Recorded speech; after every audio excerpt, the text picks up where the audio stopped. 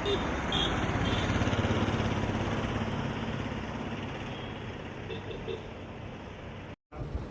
పాయింట్లు చెప్తున్నాం కదా, ఏదైనా ఒక ఊరికి పోయి 8 పాయింట్ల ఇది ఒక్కటి ఈ ఊరు మొత్తం ఏం చేసినామని అడిగే ధైర్యం మళ్ళీ చెప్పుడు ఎట్లా చెప్పిండ్రు. 1వ తారీఖు డిసెంబర్ 1వ తారీఖు నుంచే మేము ఇస్తామన్నారు. ఆ డిసెంబర్ 1వ తారీఖు ఆ ఫ్రస్ట్రేషన్ ఎక్కడ నా సీటు పోతుందో అని ఆ ఫ్రస్ట్రేషన్ వచ్చి మాట్లాడిన మాటలు తప్ప ఓడిపోతే నా సీటుకి ఏం కాదు, నా ప్రభుత్వానికి ఏం కాదు అంటది. ఈ ఎమ్మెల్సీ ఓడిపోయి ఆ 10 మంది డిస్క్వాలిఫై అయితే ఖచ్చితంగా రేవంత్ రెడ్డి గారి ప్రభుత్వాన్ని కూర్చోడానికి సిద్ధంగా ఉందని ఎమ్మెల్యే గారు రేవంత్ రావు గారు మాట్లాడుతారు. దేశం మొత్తం గురించి మాట్లాడుతారు. ఈ దేశంలో 4123 మంది ఎమ్మెల్యేలు ఉన్నారు.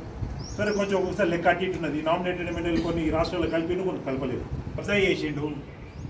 ఉప ముఖ్యమంత్రి అని కలిసి మీ ఎమ్మెల్యే కబ్జా చేసిండు. గాంధీ భవన్కి పోయి రాహుల్ గాంధీ గారికి లెటర్ రాసి మీ ఎమ్మెల్యే కబ్జా చేసిండు. 4000 ఎమ్మెల్యేలు ఉన్నాయి ఈ భారతదేశంలో. ఏ ఎమ్మెల్యే మీద ఒక 400 మంది పోయి ఈ విధంగా కాంప్లైంట్ చేసిరా? అందరికీ తెలుసు ఎమ్మెల్యే గారి చరిత్ర ఏంటిది, వారి కబ్జా బాగోదు. ఇంకో విషయం మాట్లాడతాం, మన ఇంటిగ్రేటెడ్ మార్కెట్ కులగొట్టు. ఇప్పుడు తల్లికి బంగారు గాలు కొనిచ్చిందట, మంచిదే.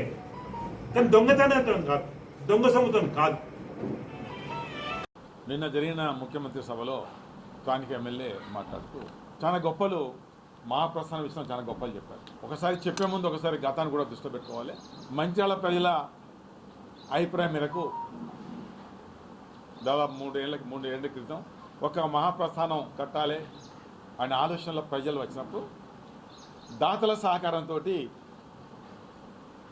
1 ఎకరం 4 గుంటల భూమి ఇప్పుడున్న ఏదైతే శ్మశాన వాటికో ఆ పక్కన దాదాపు లాస్ట్ గోదావరి కూడా మంచి కాంపౌండ్ కూడా పెట్టింది. 1,20,00,000 దానికి మేము కొనుగోలుకు చేయడం జరిగింది. మేము మీటింగ్ పెడితేనే స్వచ్ఛందంగా ఎవరికి ఏ రకంగా మేము బలవంతం చేయకుండా దాదాపు 90 లక్షల రూపాయలు ఆనాడు ఆ భూమి కోసం వసూలు కావడం జరిగింది. భూమి కొన్నప్పుడే ప్రేమ్ సాగర్ నాయకత్వంలో కాంగ్రెస్ పార్టీ దానికి గంత ధరన అన్నారు, 10 లక్షలు 20 లక్షలు అన్నారు. నీరు వచ్చినప్పుడు పోయి నీళ్ళలో కడుతుందని కాంగ్రెస్లు పోయి అక్కడ జెండాలు పెట్టుకుని అక్కడ చూపెట్టారు. శ్మశాన వాటిక అక్కడ క్రిమేషన్ అవుతే అక్కడ బాడీ కానీ దాని పొగ కానీ ఇరుకు రాని సందర్భాలు అక్కడ మనం సెలెక్ట్ చేయడం జరిగింది. ఇలా కట్టేది ఎక్కడ ఆ మహానుభావుడు కట్టి మేము కాపాడిన భూమిలో కడుతుంది కదా. అంటే దివాకర్ కట్టిన కాడ కట్టద్దు, దివాకర్ పేరు రావద్దని ఆలోచించే వ్యక్తి ఇలా కట్టేది భూదాన భూమి మేము కాపాడిన భూమిలో కడుతుంది. అక్కడ ఎందుకు కట్టమంటున్నాం? శ్మశాన వాటిక మేము వ్యతిరేకం కాదు, కట్టే ప్రాంతానికి 100% వ్యతిరేకము. ఇలా కట్టే ప్రాంతం 100% వ్యతిరేకం. నేను వ్యతిరేకం కాదు. ఇలా ప్రజలు మాకు చెప్తున్నారు. దాని వివరంగా పోతే భూదాన్ భూమిలో కడుతుంది. అక్కడ ఎప్పుడైతే శవాలు కాల్చిన తర్వాత ఎక్కడ పోతుందండి పొగ? ఒకటేమో సత్యనారాయణ స్వామి గుడి, రెండోది శివలింగం, మూడోది ఆంజనేయ స్వామి. ఆ కాల్చిన పొగ అక్కడ పోతుందా పోతుంది చెప్పండి ఒకసారి. కాల్చిన పొగ ఎడిపోతుంది? మన చరిత్ర చూస్తే టువర్డ్స్ మంత్రాల నుంచి అంతరం పోతుంటే లెఫ్ట్ సైడ్ తప్ప ఎప్పుడు రైట్ సైడ్ ఏది శవాలం కాలేదు, లెఫ్ట్ సైడ్. అది అక్కడ కడితే బాగుంటుండే, ఎవరికి అభ్యంతరం లేదు. ఇలా ఒకటేమో పొగ గుడి మీద పోతుంది, అక్కడనే జమ్మి చెట్టు ఉంది, ఆ పొగ జమ్మి చెట్టు పోతుంది. ఈ మధ్యకాలంలో పౌర్ణమి నాడు అక్కడ సత్యనారాయణ పూజలు చేసుకుంటున్నారు. మొన్ననే దాదాపు వయసులో అక్కడ ఒక 125 కుటుంబాలు అక్కడ సత్యనారాయణ పూజ చేసుకుంటున్నారు. వాళ్ళు అనుకుంటున్నారు అందరూ మేము ఎట్లా సత్యనారాయణ పూజ చేసుకోవాలి? రాంగనో పొంగనో ఆ శ్మశానం చూసుకుంటే పోవాలా, ఆ శవాన్ని చూసుకుంటే పోవాలనేది ఇలా ప్రజల్లో ఒక వాళ్ళ భావన.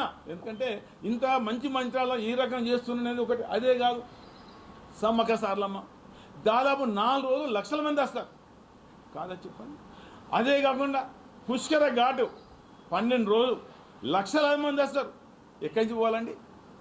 శ్మశాన వాటికి ముందు పోవాలన్నా పోతే చెప్పండి. ఇది ఎంతవరకు కరెక్ట్? ఇలా మంచాల పట్టణ ప్రజల మనోభావాలు దెబ్బతీసే విధంగా నువ్వు కడుతున్నావు. నువ్వు ఆనాడు ముగ్గు పోసినప్పుడు నేను చెప్పడం జరిగింది సరైన పద్ధతి కాదని. ఆయన నువ్వు ఒంటెత్తి పోకట నాకు ఎదురవ్వలేదు, నేను కట్టుకుంటూ పోతా అంటే నువ్వు కట్టుకుంటే ప్రజలు ఏమన్నా కానీ ప్రజల మనోబలం దెబ్బ తగినా పర్లేదా?